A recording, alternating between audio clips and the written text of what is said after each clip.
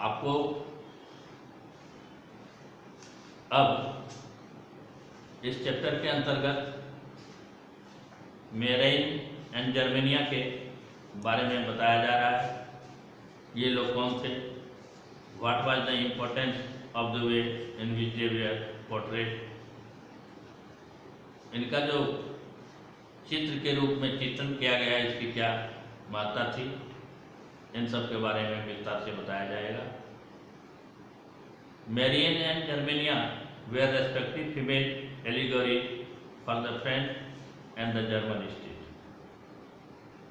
उस समय महिलाओं को स्वतंत्रता की देवी के रूप में दिखाया जाता था, जैसा कि भारत में भी हुआ। आप भारत माता के बारे में सुनते हैं। They stood as personifications of ideal like liberty and the republic. उनको स्वतंत्रता और गणतंत्र का प्रतीक माना जाता था।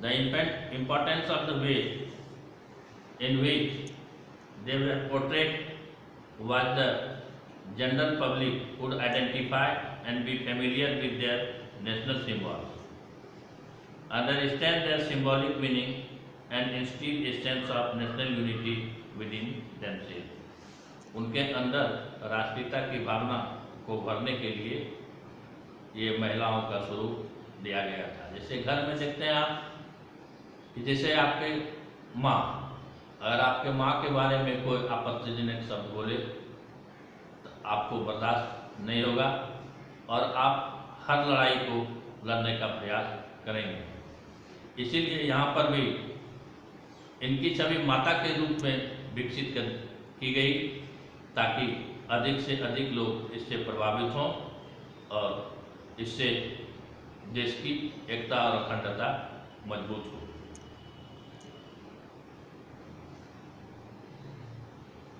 बच्चों, अब हम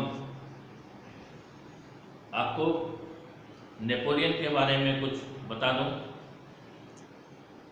Napoleon introduce the following changes to make the administrative system more efficient in the territory ruled by him. अब नेपोलियन ने अपनी शासन व्यवस्था को मजबूत करने के लिए जो महत्वपूर्ण सुधार किए या जो काम उन्होंने किया उसके बारे में आपको संक्षेप में बताया जा रहा है, क्योंकि इस वीडियो में हम मुख्य बातों पर ही फोकस करने जा रहे हैं। आपको मालूम ही होगा, इन 1804 he introduced a new civil code known as the Napoleon Code, which did away with all privileges based on birth. He established equality before law. He secured the right to property. He simplified administrative divisions, abolished the feudal system, and freed peasants from serfdom and managerial dues. In towns, guild restrictions were removed, transport and communication systems were improved. Thus, though he destroyed democracy for coming into power in administration, he did introduce effective revolutionary principles, which is prevalent even today। बच्चों, आपको बताया गया था कि 1804 ईस्वी में France का सम्राट बनने के बाद नेपोलियन ने काफ़ी सुधारात्मक कदम उठाए, जिसके अंतर्गत उन्होंने इक्वलिटी बिफोर द लॉ, कानून के समक्ष समता को मान्यता दी।